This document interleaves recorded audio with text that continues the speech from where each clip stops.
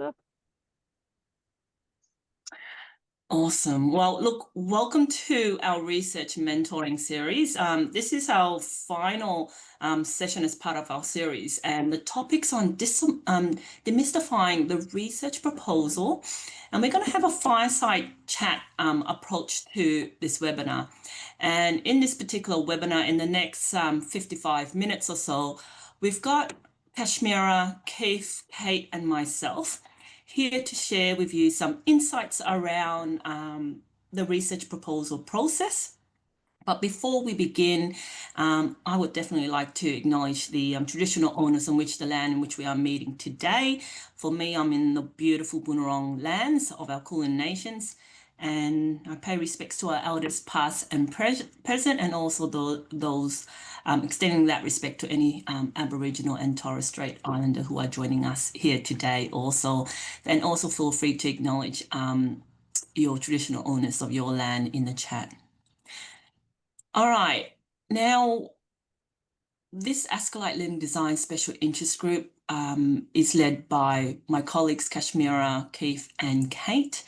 We do quite a lot of different types of initiatives in our program, and one of them is our partnership with the community mentoring program of Ascolite, providing uplifting mentoring and support across our learning design third space community with our individuals across that space. And we've had some feedback, a lot of feedback from our community members around getting support from that. So based on that feedback, we put up this initiative to help our third space colleagues. And we're also looking at, we're in the middle of putting together an open educational resource. It's a community building resource, and we've got quite a few uptakes on that as well. We're working with our community to give them an opportunity to look at writing, sharing case studies and practical advice around that. So we're looking at the first topic on learning design frameworks, which we'll be launching at the conference this year, Ascolite conference, that's held in Adelaide in the first week of December. So we will have more information about that, and we would love to have everyone there. And we'll look at continuing the next stage of that OER resource as well. So again, co-design, it's a co-collab initiative within our community around that. All right, so we are up to our fifth webinar. So over the past few set of webinars, we've looked at providing a series of sessions, really looking at entry-level professionals in the third space, and also opening that up to entry-level academics as well, who are trying to navigate through that research space, who has interest in that. So today's our last session of the series, and we're looking at obviously this demystifying that research proposal. And what we're hearing in terms of feedback from our community is you want to know the tips, the insights, the practical lived experiences across that. And that's why we've brought to you wonderful colleagues, Kate, Kashmira and Keith, all with varying roles, but also have a passion for the third space in learning design. And they offer unique experiences. So I'll be moderating this session. I've got a bunch of questions that I have with me as well. But please, across everyone here, I welcome you to, ask your questions, put it in the chat. I will dedicate a decent amount of time throughout today's session. So probably leaving around that 20 minutes, 25 minutes towards the end to really have a great conversation. We do have a small group, which is fantastic. I often find small groups, intimate groups, to be able to, have more conversations. And we are, across everyone here, what I find the third space community are just wonderful. And I think we just need to look at supporting each other when we're working towards this area going forward. All right, I'm just going to leave it here. Now, so to kick it off, what I want to do is get each of our panelist members, and I don't want you spend too long on this, maybe just around a minute each, about just introducing yourself and your current role, and perhaps a bit of your lens around your thoughts around when you hear the word research proposal, what comes to mind? So a bit about introducing your context and also answering that question. I might open the floor up for that, Kate, Kashmira, and Keith. So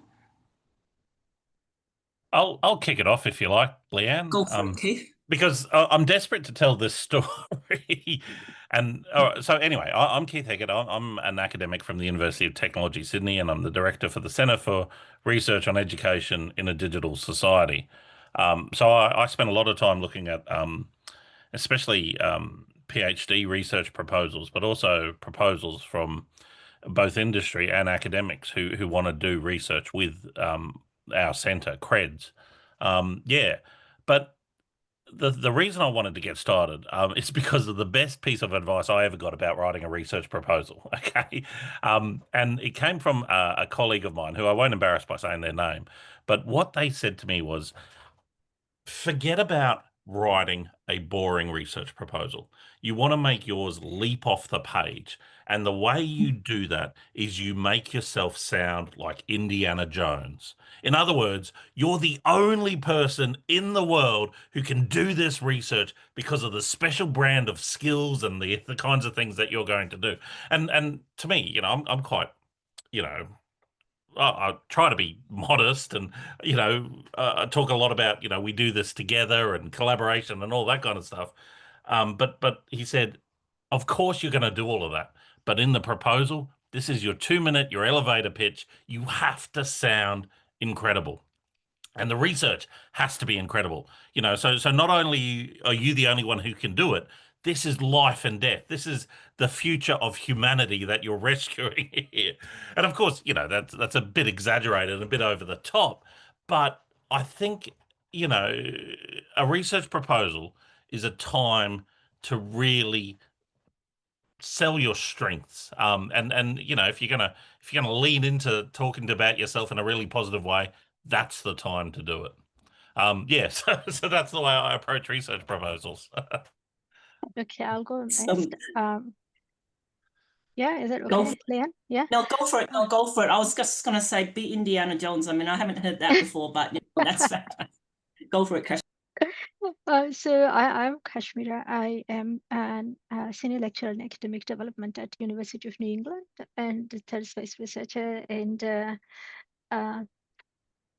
a researcher who struggled a lot during the time as a new migrant in Australian higher education, where I did my master's and PhD from Sydney University. So I'll have a lot of story to tell. As Keith said, I'm really excited.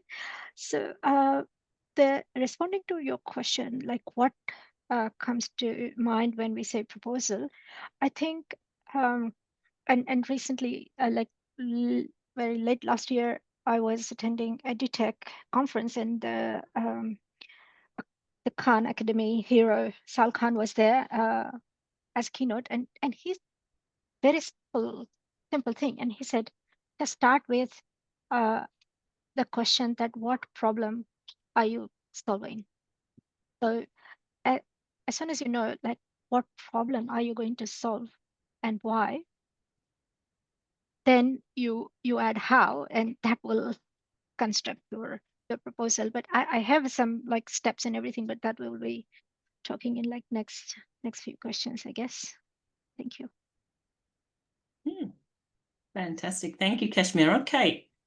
And look, I'm the least, like, I'll admit I'm the least experienced in this space compared to everybody else on this panel. So, but like, hopefully that gives a newbie perspective.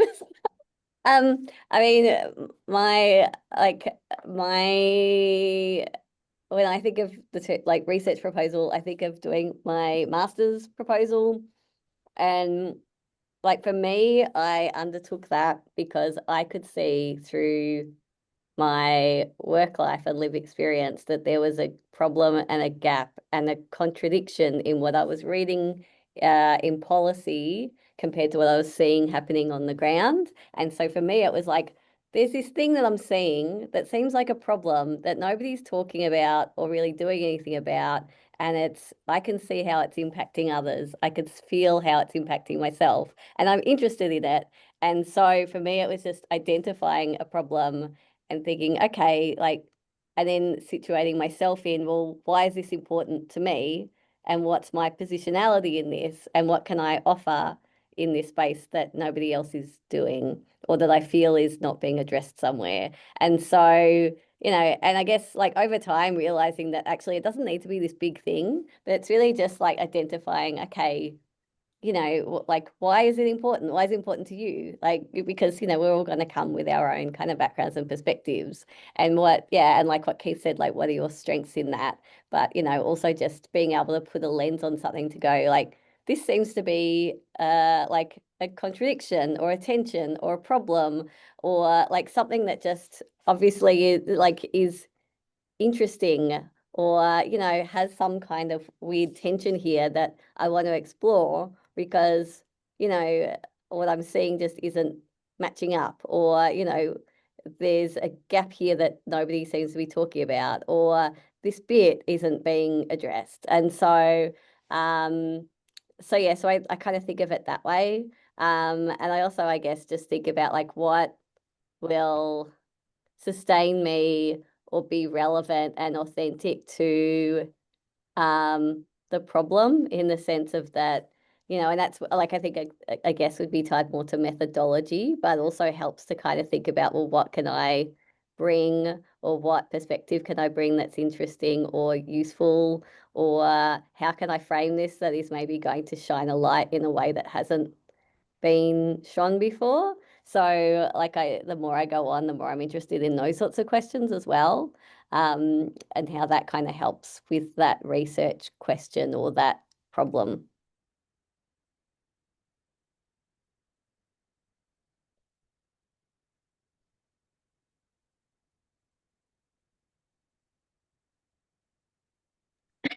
Leanne.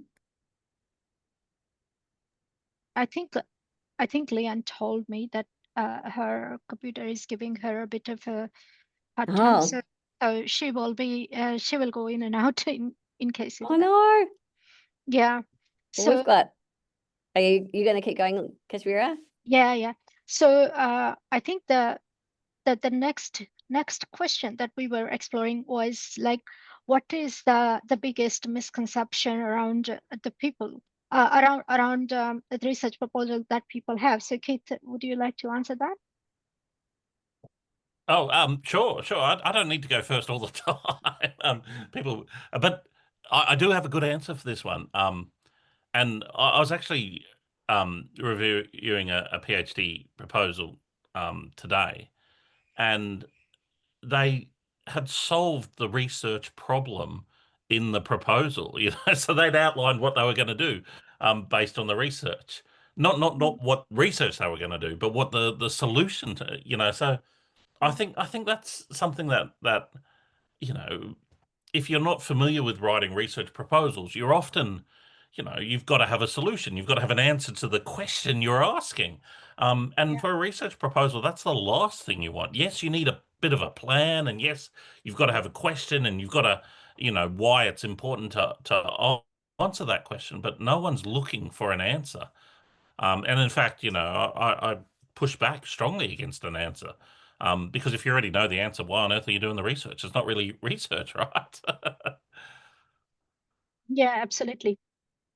Because we have so many questions and so many variety of questions, and so I will not like, we will not all give all answers. So let's go move on to the next one. Kate, this question is for you, and I will add later into that. Is how is the research proposal different from a project proposal? You know, and just give me a very brief answer to this.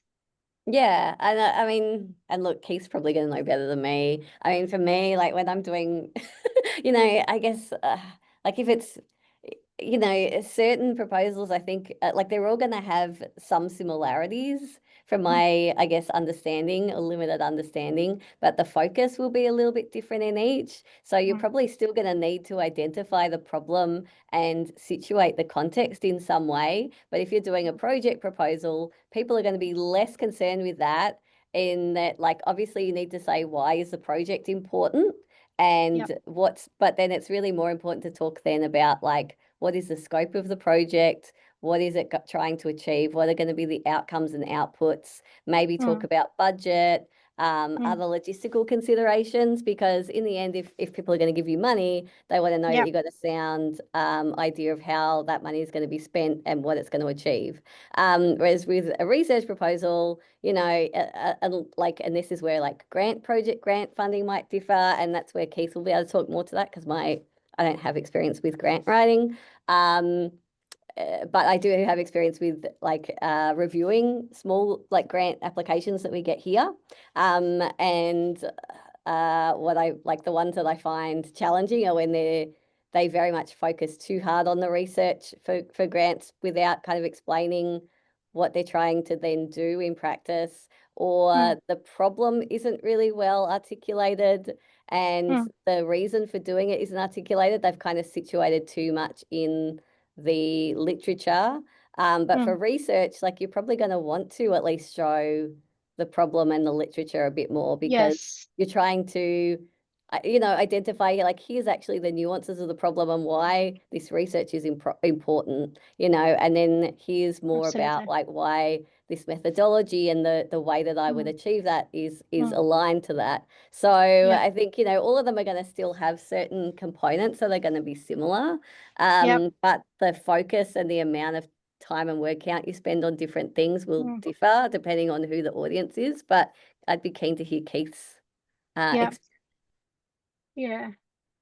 mean, I just think that like the research proposal is basically what you study and how you will be contributing to a new knowledge. That's the main focus. It's the main focus. Whereas the project proposal is about what you will deliver and how you will get that done in a given time frame. That's like my brief understanding of that. But given that we have more questions, I think I will move on to the next one. And so, do you see the proposal as a planning document? So when you have a proposal, how do you see it? Like as a planning document, or a persuasion piece, or reflective thinking tool, or all of it? Like how do you see it? And I want like a really brief answer. Keith, we will I'll ask you this, and then let's see if I have great any. question. I haven't thought of it. To me, it's entirely a persuasion piece, right? The only purpose that you write a research proposal is to convince people to do the research with you, or to give you money to do the research, or to partner with you in the research, or something like that. It's persuading others. Though I quite like the idea of it as a reflective thinking tool. And the planning document. Yeah, it's good to have a plan, but ultimately I call that the research design, or maybe that's more akin to the project proposal that you were talking about. Yeah.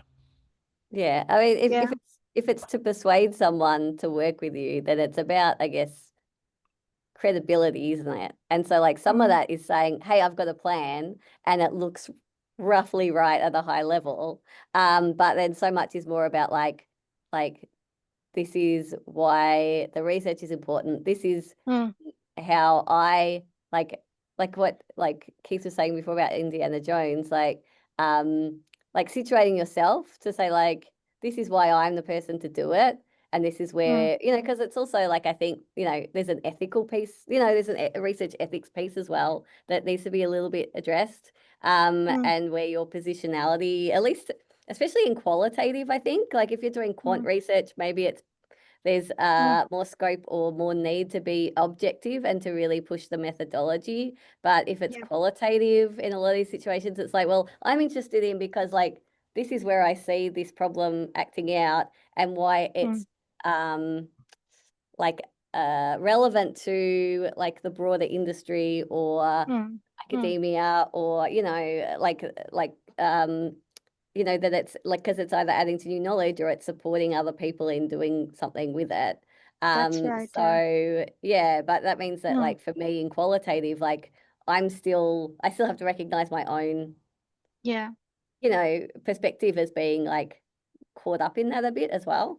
I think you both have covered those things, that it is like, if I was to think about if it is a planning document, yes, it is a planning document for myself. But is it a persuasive argument? Yes, it is for others, because that's how I have to plan to persuade others. And also it incorporates reflective thinking. So it's like a rigorous planning and compelling justification and thoughtful reflection together into one thing. So we come to the next question, which is like, what is the story a good research proposal need to tell? And I'm again emphasizing, like, I really want brief answer, but like, yeah, because I want more perspective. So yeah. So what's the story that research proposal need to tell? So do you remember when, like, you're in year 4 or year 5 and you were learning to write book reviews, Yeah, and your teacher would say, whatever you do, don't tell me the end of the book, right? Otherwise I won't read the book. That's a bit like a research proposal, right? Get us excited, get us, I think a good research proposal should show your interest, because if you don't care passion. about your research proposal, I don't think anyone else will. And I'm a social sciences educational researcher. I find it easy to get excited about educational stuff. If I was looking at, solid state spectrometry or something, perhaps that's harder, but that's the reason I don't research that. So I think regardless, your passion has got to come through in Yeah, your proposal. Yeah. yeah.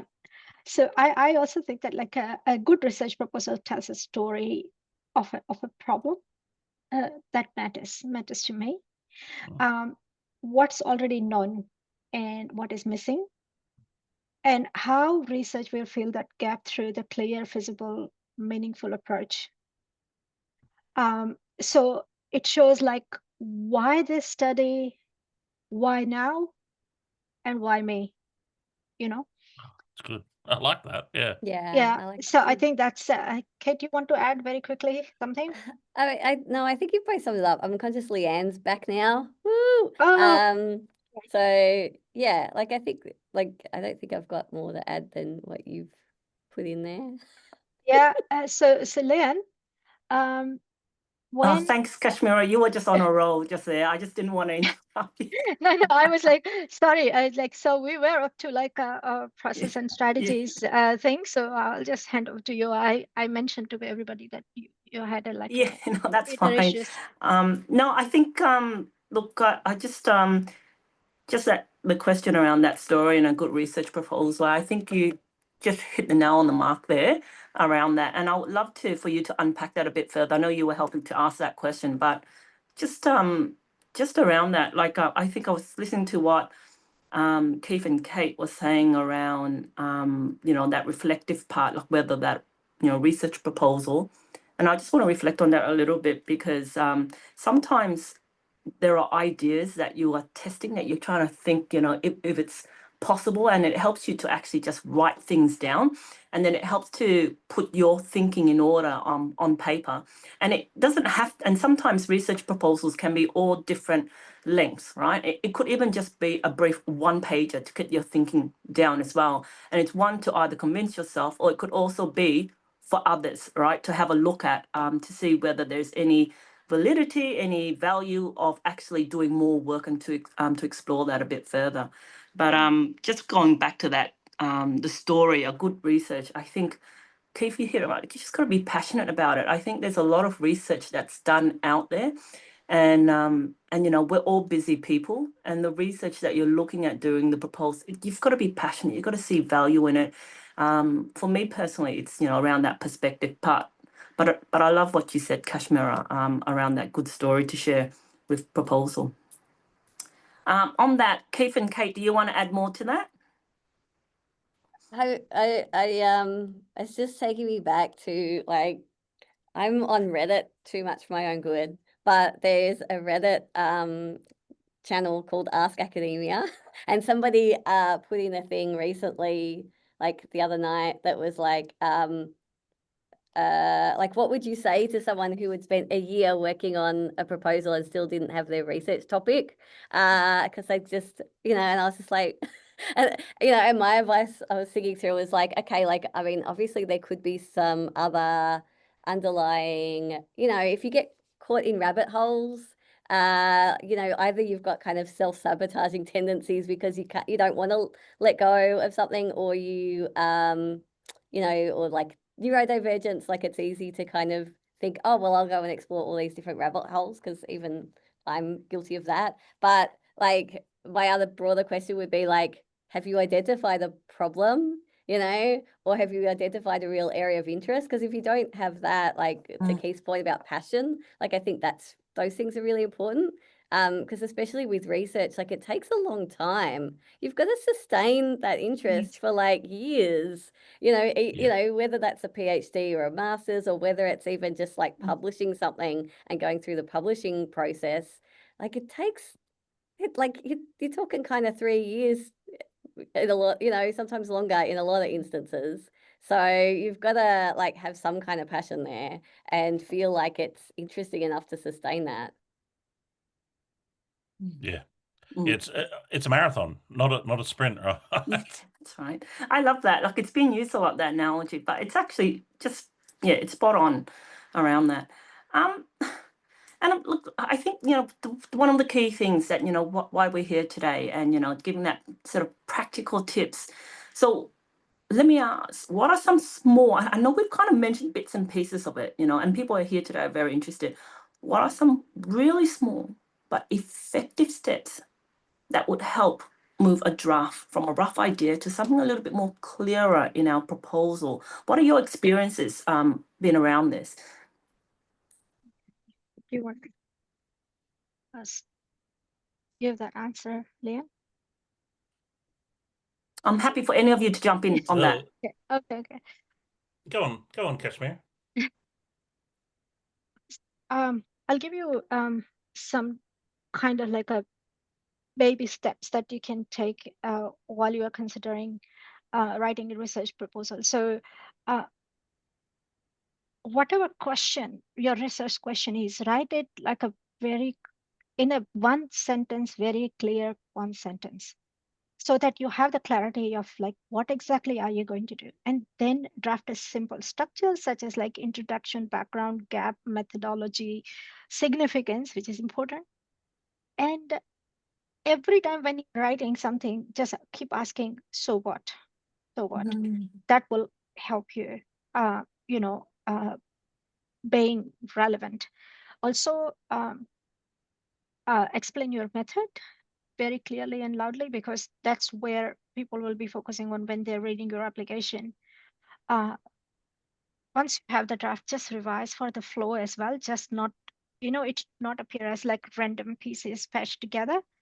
And also keep, while you're writing, I mean, I don't think that like you should take years to write, because then it is never been completed. So have very small writing goal, but like do it like consistently, and get early feedback. So just send it to other people and say whether it reads well, does it have all of this, the components that I need to have. I think that's all I have to say. Thank you. I think just on that, Kashmira, you mentioned, you know, getting peer feedback. And I think, you know, whilst we write research proposals, and certainly in the space of third spaces, we don't work alone. And I think that's the nice thing. We've got so many peers, mentors, and people who are there to help. And I'm just curious whether it's, I'm happy for you to extend this answer, Kashmira, but also happy to also hear Keith and Kate's perspective. Have you had feedback from a mentor or peer that may have changed your thinking about your original proposal? And how was that like, whether that was beneficial or not? I'm kind of curious to hear that point of view. That actually aligns really nicely with what I was going to say, Leanne. I was going to say one of the most important things is to share your ideas. And it doesn't have to be written down, right? Like a good research proposal, I always think if you're writing more than about a page and a half, you've probably written too much. You should share it with people, but as many different kinds of people as possible, right? So not just an experienced academic, if you know one in the field, that's great. They'll certainly give you lots of advice, but try to explain the research to you know, somebody who works in that area, if you can, if that's sensible or relevant, because they'll offer you insights that you might not have thought of, or they'll tell you, oh no, that's not going to work, or something like that. So I think, you know, diverse audiences and what you're doing, and perhaps this comes back to that idea of it as a reflection, is you're rehearsing your developing it, it's the old talking about something helps you think about something, writing about something helps you think about something. Yeah. It also can help clarify your research question and communicate that better, I think, like by talking that through. Because it's like if I can't explain what I'm doing to a layperson, do you know what I mean? Like it means that like I haven't really thought it through well enough. So and like at the early stages, I wouldn't expect anybody to either. Like that's the thing, is like I think sometimes we all get caught up thinking something has to be bigger than it is, and we end up being our own worst enemies. So as long as you've kind of got enough clarity around the problem, like the research question will just keep getting fleshed out and fleshed out. But like that constant like talking to people will help better articulate the problem and the question and what you're trying to achieve, which then helps feed to a better proposal or better research. So yeah, I agree. No, I think that's fantastic. When you ever get overwhelmed or you feel stuck, there's always people within the community, trusted people who will be, I'm assuming most people within our community. I mean, I've never had any pushback or anything when I've asked for, feedback and advice. So we've actually got quite a collegial community there, to help us support that. I've got another question leading into this. Like with third space professionals, now we have so many different individuals, so many different roles, so many different, responsibilities across, what we do. But how can third space professionals position their practice or maybe the projects that they're working on within a research proposal and start thinking about, possibly putting something together in that? What advice would you give around that? Okay, I'll go. Say practice-based, right? Because we implement things, and third space professional have that work. Just position your project as practice-based research is I think the key thing, and also grounding in real world problem, but also contributing new and generalizable insight into like your academic community. And there's also like a position that like practice-based research into like a post by like some framing of scholarly inquiry.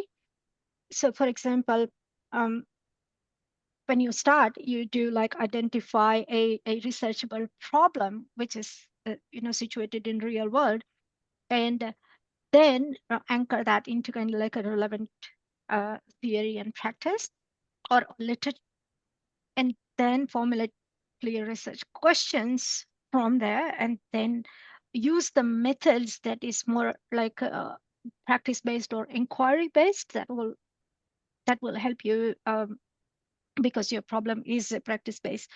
One of the benefit for our third space professionals is that they can put forward their dual perspective, so like academic perspective, but as a practice perspective as well.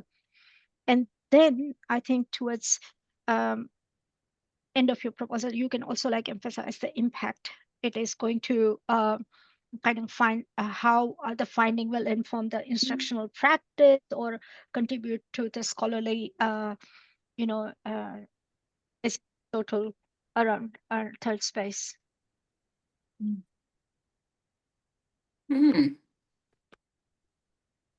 Now that's really good, some insights. And I think it leads to, I'm just looking at the chat area. Holmer's got a question as well, and I think it directly relates to my next question, which is fantastic. And I think I might, I've got a bunch of questions here, but I'm really keen to open it to the floor as well. So we'll interchange in between. So Holmer writes about, is it necessary to already be an expert in research area before writing a research proposal, or is it acceptable to pursue research as a way to develop expertise in that field? And Holmer, feel free to please turn your mic on if you want to unpack and ask further.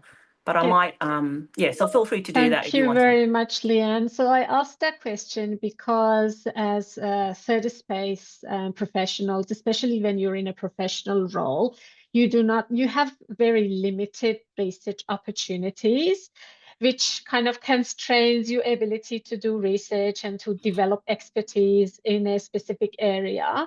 So I guess my question stems from that. Like, do you need to be an expert in an area? Because as you have been talking about it early on, Keith mentioned you need to convince the panel who would be reviewing your proposal that you are the best possible person with the right set of skills to do that research. So I guess like there are a bit of kind of tensions going on there. Like, you know, if you have limited opportunity to do research, but you're really passionate and you want to do that research, like how does that work? Do you need to be an expert in the area to put the proposal together, or is it okay to do the research as a way of developing your expertise in that area of research? Sorry for the convoluted question. No, what a brilliant question. And yeah, good on you, Homer, for calling me out on that, because you're right to do it, and you're absolutely right. And Kate has put in the chat exactly what I'm going to say. I find the term expert really unhelpful. Like, you don't wake up one morning and you know there's a letter saying you're now an expert and you've got nothing left to learn in learning design or educational technology, right? I mean, yeah, I think you are doing yourself a disservice if you consider yourself not to be an expert, if it's something you do every single day, you know. Yeah, so as Kate says, you are the expert in your own lived experience, and that kind of practice base, which we've already talked about, centrality is so important for you know doing research. So yeah, yeah, I think this is how we learn, by doing research. It's just a fancy way of describing learning. And there's no one better to do it than somebody who's in the space. Go on, Kate, you say something now. Yeah, I mean, I agree. I mean, I think that it depends on what the research is to an extent as well.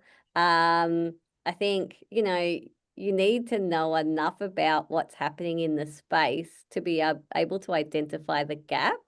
So if you don't know enough about the space to know that there's a gap, then that, like, you kind of probably need to know enough to be able to say, oh, like, clearly people haven't researched this bit.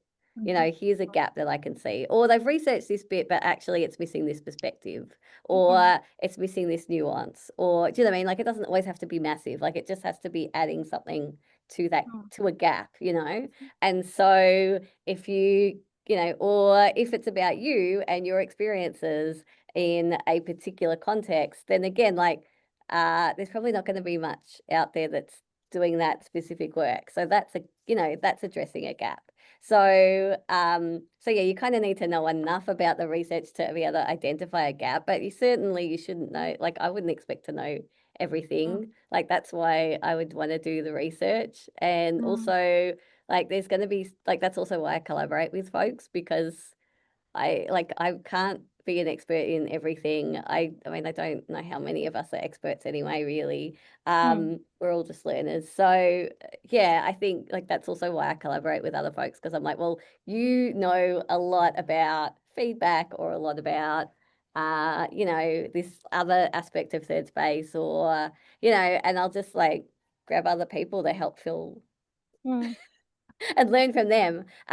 Also, Kate, like, back to that third space question as well, like, around how to kind of navigate the work. Like, it's really hard because you kind of want to do a problem and then have methodology that aligns to the problem. But in our work, because it's hard to do the methodology piece and get ethics clearance in a lot of cases, sometimes the methodology is driving the problem and the research. Do you know what I mean? And so I think that's where, like, doing enough research to kind of identify, well, also, like, what methodologies might be out there that can help this that don't need ethics, or what kind of data is already out there existing that I can use without having to go through, you know, getting extra, because then it's like, well, now I know, like, what bits to really focus on. Yeah, Homa, I have one example from my early days when I was enrolled in Master's by Research at Sydney University. So I had And I gave it to one of the colleagues and say, hey, can you give me feedback? And then he came back to me and said that you need some sort of theoretical framework in there. So I said, like, why do I need, like, it's, and honestly, it wasn't my arrogance. It was just the way that I thought at the time. And I said, like, why do I need, I know, anybody else's theory to back my theory up? I will create my own. But, you know, but that doesn't work. So he said, no, I understand. But, you know, like, just to support what you are saying, and like, you know, and then I had to incorporate something in there. But what I'm trying to say is that I didn't even know that level, that I need some sort of thing. And I still like question that, but in a very different context now. But need to be but open to ideas. And each way that I found for myself is read to other proposals, how people put their ideas, how they link ideas. Because for me, there was an additional problem of being English as my fifth language and not being able to put the ideas that look linked and create a story. That was a big challenge. So I think reading other people's proposal and how they put ideas together will help you as well. All right, perfect, everyone. Thank you very much for your responses. Now I feel more confident. No, thank you for that. That's yeah, as Keith said, that's a really great question. And I think most people, I think Keith, Kate, and Kashmira, I'm a strong believer, definitely a strong believer that every single individual is a leader in their own right. You know, everyone has potential. There's a spark, there's a talent in there. And as long as you have a goal at the end, you know, and you're really keen on achieving that goal, it might take a little bit longer to reach it, but could be a zigzag kind of pathway. And there's a lot of people along that pathway that can help you and support you. You just need to ask for help along the way. And now that you've asked a question, and that's area of interest, you've got people here in this, you know, this session here. We're here to support you. And that's what our Learning Design Special Interest Group is. You know, it's only made possible because of the community, the collegial community that we have here to support in that space. So feel free to reach out anytime, Homer, around it, even conversations, coffee chat, etc. I really appreciate that. Yeah, and also keep eye out for the community mentoring program next year, because under that we also run something called research mentoring program, where we mentor people, especially third space professionals, to get started with research. Perfect. Now I'm going to open the floor for more questions. Any questions?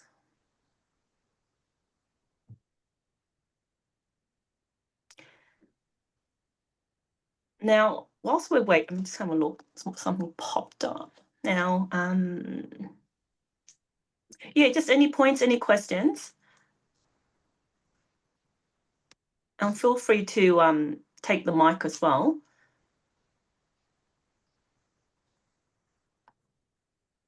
Whilst we're waiting, I've just whilst we're waiting, and we've got around 10 minutes to go, but I'm just kind of keen throughout this session, you know, Kate, Kashmira, and Keith, and this is more of a reflective one. You know, if you were, you know, probably in your early stages, right? Early stages. If you could give one sentence, one piece of advice, and still please feel free to have a think about all of this. You know, what that one sentence, you can have two sentences if you want, piece of advice, you know, in your past self, you know, writing your first proposal, like what would it be, you know, if you had to go back, you know, and you're starting out, what would be that one piece of advice that you would give yourself, all that you know now? But I also respect that, you know, we are all lifelong learners around that.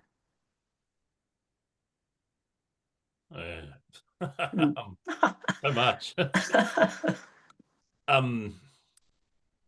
For me, being receptive to feedback was really important. And realizing that you know, the feedback that you get and the advice and the suggestions can really strengthen your proposal. Yeah. I don't think we do that enough, you know, talk about you know, getting and acting on feedback. I think if I have to give one piece of advice, there are many, but okay, I just think that I would say don't wait until everything is perfect. Mm. Start writing, like let your idea evolve on the page and trust that you know clarity will come through as soon as you start writing. And this was my biggest frustration even when I was writing my PhD thesis, that oh my god, that's not how thesis is written. So you write a paragraph, delete it, and at the end of the day you have not progressed even a sentence. So nothing is going to be perfect on the first time. So just start writing and don't wait until like it's perfect. And yeah, it will evolve. Yeah, I was going to say something similar because I think like like I mean, well, there's a couple of things. One is that like I would say like I have problems trying to get out of my own head sometimes, and so you know, and sometimes it's just like okay, like try a different thing. Like I learned like doing my masters, I learned so many study skills because it's like this isn't working. Let's go and research like some different approaches to things, whether that's like card sorting or mind mapping or just like word vomit, and you know, so like just different ways to kind of get out of your own head I think is really useful with anything. I mean, I'm at the point where like I don't have a PhD and I keep tossing up whether I go, and the big barrier to me at the moment is that I don't have a clear research problem and research question, and I'm like I don't, you know, and I'm just like what is even going to be relevant in 10 years time? So like I am equally in this space at the moment going what do I do? So like I would love more feedback to be like you know, so but in which case for me it's like okay, maybe I just don't worry about that and I just like journal and vent the challenges I'm having, and then like either that can turn into research or I identify the things that are of interest and problems to me through that without it being a big deal, because maybe that's the blocker right now. So just, yeah, finding different ways to kind of, you know, get out of your own head, I think sometimes is useful. That's very interesting. So, you know, so what I'm hearing is leverage off your peers. Don't be afraid to ask for help. It doesn't have to be perfect. You just got to make incremental starts. Just make a start. That's what I'm hearing from Kashmira.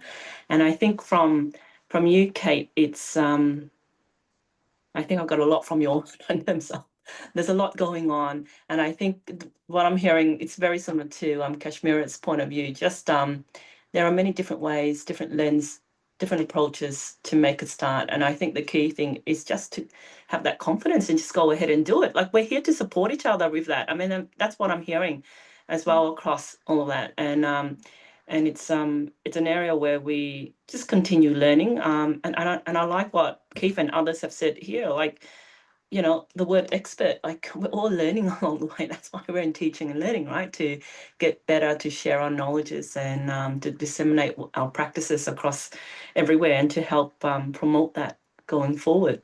Yeah. Naomi, you've got your hand up. Yeah, a question I've been mulling over recently, particularly since I've moved from a professional third space role into an academic third space role just this year, is do you think it's beneficial or necessary or any of the above to complete a research degree of some sort, such as a master's or that sort of thing, before delving into the research area? Because I've done a graduate certificate as high as I've gone, and I want to get in because I've got all these ideas and see all these things that I don't see in literature, but I also don't have the confidence to jump in without some guidance or maybe someone holding my hand, that sort of thing. And I wonder if doing something like a master's would give me that or help me with that. as opposed to just jumping in blindly. So I am hearing like two questions here. One is like related to your career progression, and another one is about research. So for research, you have lots of resources and mentorship and those kind of things available around in different networks that we can guide you through, of course. Other thing is about your career progression. So if you are like, are you level B at the moment?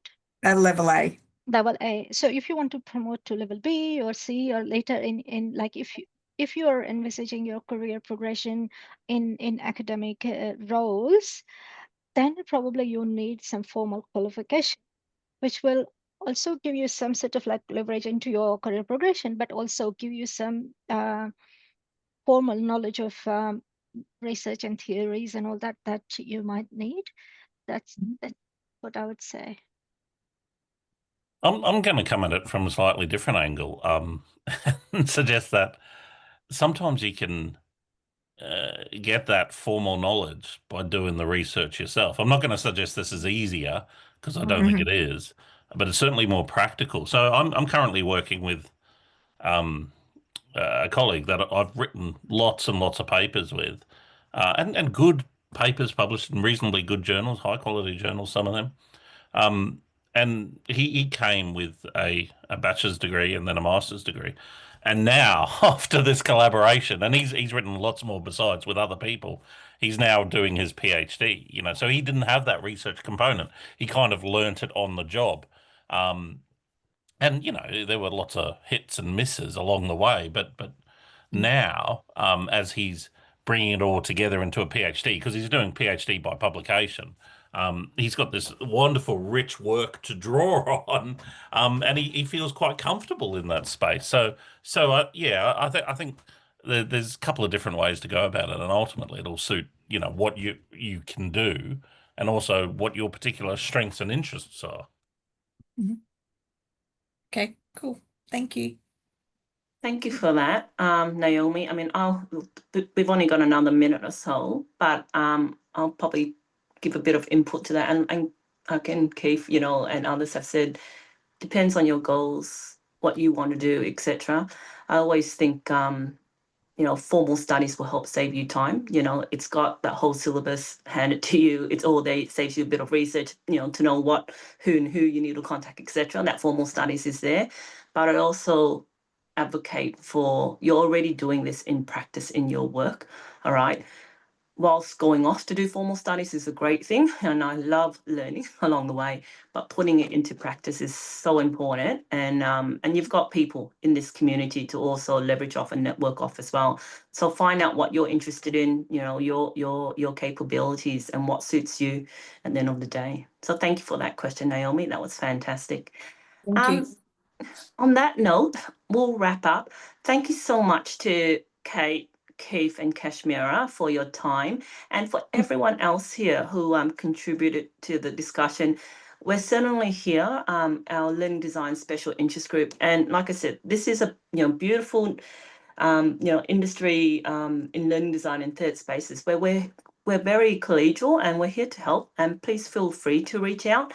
And if you are going to escalate, and if not, you know, we're here to support you. Please stay connected, and happy Friday, and hopefully every single one of you will have a great weekend coming up. Thanks, everybody.